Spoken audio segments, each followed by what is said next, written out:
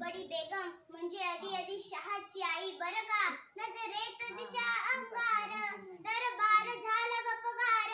कुणी घेईना पुढाकार साऱ्यांनीच मानली हार. इतक्यात अचानक एक सरदार उठला, बोलला हम लाएंगे शिवाजी को. अन त्यानं विडा उचलला. नाव त्याचं अफजल खान. हो नाव त्याचं अफजल खान. जिता जगता जणू सैतान.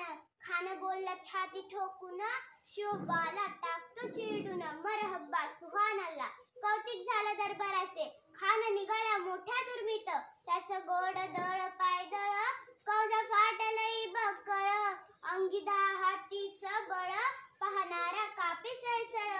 वाटेत भेटेल ते चिरडीन, ठेचीन खानाची सेना निघाली. गाव लुटली, देऊळ उद्ध्वस्त केली, आया बहिणींची आबरू लुटली. कोण कोण रोखणार हे वादळ. आता शिवबाचं काही खरं नाही.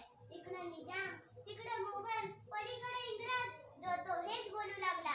राजांची सेना मुठभर, खानाला कसा ठोकणार. काय लढवावा हुन्नर, चिंतेत पंत सरदार. अशा वाघिणीचा त्यो छावा, अशा वाघिणीचा त्यो छावा. गनिमाला कसा ठेचावा, डोक्यात गणी विकावा. भेटीचा धाडला सांगावा. प्रतापगडावर आमने सामने भेटीचा सांगावा. खानानं हसत हसत कबूल केला. दिवस ठरला आणि ठरल्याप्रमाणे प्रतापगडच्या पायथ्याशी खान.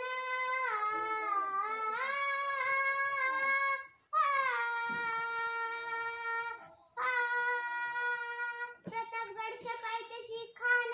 हे प्रतापगडच्या पायथ्याशी खान. प्रतापगडच्या पायथ्याशी खान. आला बेगमान नाही त्याला जा. शिवाजी राजाच्या करमतीची, शिवाजी राजाच्या करमतीची. अन त्यासी नाही जाणीव शक्तीची, त्यासी नाही जाणीव शक्तीची. करील काही कल्पना युक्तीची, हजी जी जी. करील काही कल्पना युक्तीची, हजी जी जी जी जी जी. खानाच्या भेटीसाठी महाराजांनी एक शानदार शामियाना उभारला होता. भेटीसाठी छान उभारिला, भेटीसाठी छान उभारिला. नक्षीदार शामियान्याला, नक्षीदार शामियान्याला.